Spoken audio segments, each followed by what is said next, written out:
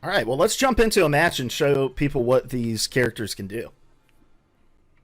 All right, so we're here in one of the arenas. Bruce is playing as one of the returning mechs, which is Watchbot, and I'm playing as another returning mech, Satesh. And we just want to show you guys some of the basics of gameplay here. So, Bruce, let's talk through some of the basic attacks. So if I go ahead, I can do a light punch, I can do a heavy punch, I can do a light kick, I can do a heavy kick. So this is quite a bit different from the first game where you had the individual limb control with each of the various inputs. This is more based off of the light attacks and the heavy attacks. Yeah, definitely. So a big difference here is that you're attacking with your full body. So if I punch, my lower body moves, my whole body moves, and I'm committed to that attack. All right. Well, let's talk a little bit about mobility then. Yeah, definitely. So we have a dash. Dash is super useful to avoid attacks, and it's also useful to get around the map. We also have a jump, and we have a double jump. And what's really kind of cool about this is these mobility options can combine with basic attacks. So I can do a jumping kick, I can do a jumping punch,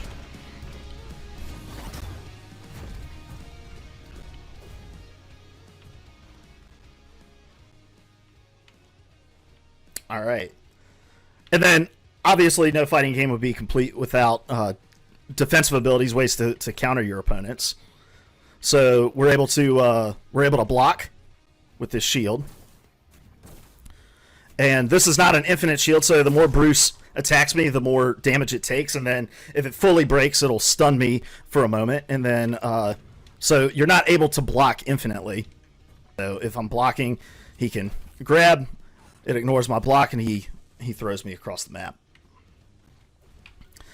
So, with the new controls and the new fluidity to gameplay, another big thing in this is the ability to combo move. So, why don't you show us a few of the cool combos that you can do with Watchbot?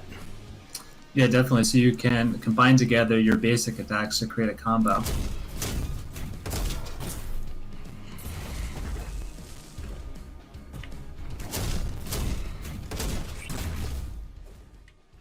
And this is kind of showcasing the another big difference you'll see from people who are played Override 1, and that's the faster combat, the more fluid combat. What was kind of the thought process in making that change?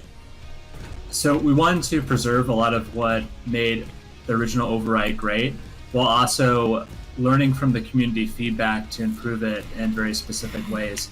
So, we had a lot of feedback from the first game that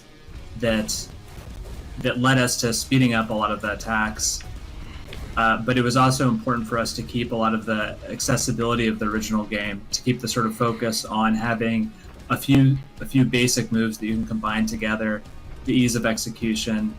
This was something that was huge in the first game, and we've tried our best to kind of keep true to that.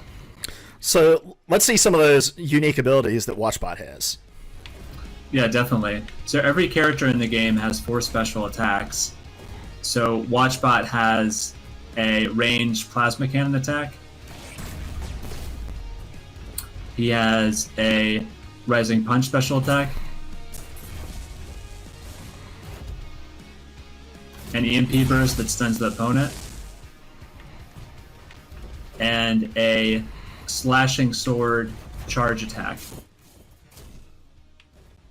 And the controls for these unique abilities will translate to the different characters that you're playing as well. So I'm playing as Satesh. So I also have 4 unique abilities that are mapped to those same controls as Watchbot's are. So even if I'm switching through characters, I know that I can easily pick this character up, and while their abilities are different, the controls still make sense to me. So for instance, Satesh has this grab attack.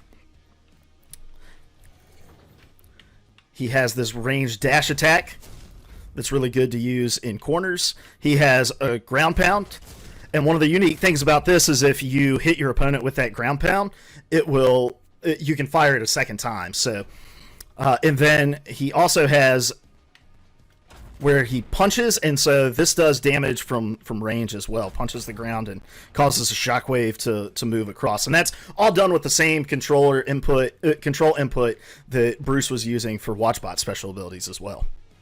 Yeah, that's one of the things that's really, really awesome about Override 2, is that you can execute all of these special moves just by combining together the basic inputs. You don't have to memorize really complicated combo sequences. And each mech also has an ultimate ability, so you'll see as you're playing through the matches that there are these yellow circles that will pop up, and if you stand in those, it'll give you ult charge. So up in the left hand side of the screen, you'll see my health bar and also the ultimate charge bar. So the more damage I take, the less ultimate charge that I need, and once it's charged up, I can fire off my ultimate ability like so and deal a ton of damage with that. And that's unique across each character.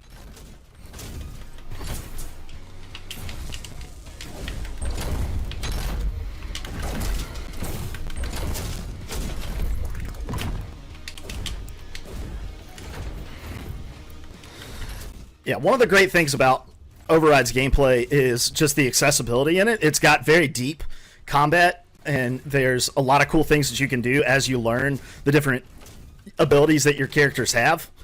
But there's also a real kind of pick up and play ability to it as well, where even people who don't have a ton of experience in fighting games like myself can pick up a controller and feel like you can do a lot of cool things with the mech that you're playing as.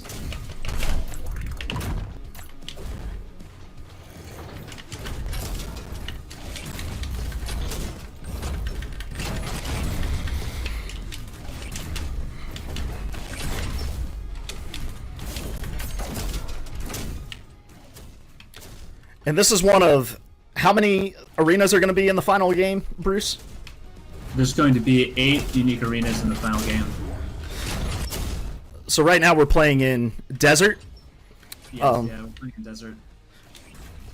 Which is a really good one for something like this where we're just trying to show off the gameplay. But as you'll see in the next match that we're going to play, there's a lot of really cool, unique personality to the arenas as well. Yeah, definitely. Every arena. You also see that as we're playing the map, weapons spawn, so you can go ahead and grab those weapons and use them to beat on your enemy. So Sprinkles is a new bot, and she's got a lot of cool abilities. She has the ability to fire hard candies. She can fire out a giant bubblegum bubble, I guess, that will lock your opponent up and send them floating away. And you can, when they're not bouncing around all the trampolines on Casino, you can attack them while they're in the air. Yeah, it's a good ability for crowd control. And she's got this ability to throw out hard candies that will stun. And then she also has a dash attack. Yes, with Vintage we have a charge tantrum attack.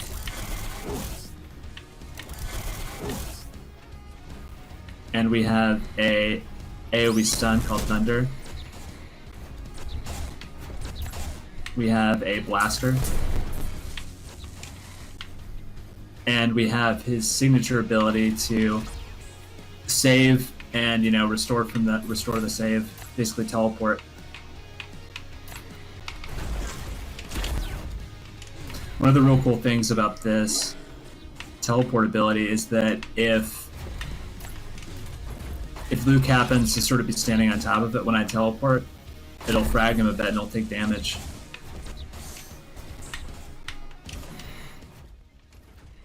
Some of the maps will also include different hazards, like there's a lava arena where when you're standing in the lava, you will take damage. Yeah, definitely. And in that lava level, you also have a lot of kind of hazards that make sense for it. You've got lava that shoots up. You've got rocks that you can throw.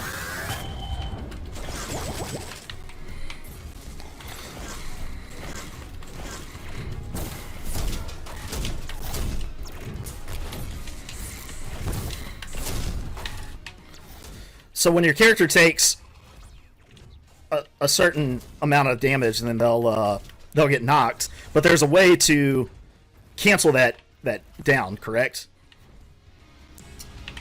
Yeah, so if you get knocked down by certain abilities that knock you down, you can do a quick get up to get up right away. So it's something that can mix up your enemy a bit if they're not really expecting you to get up.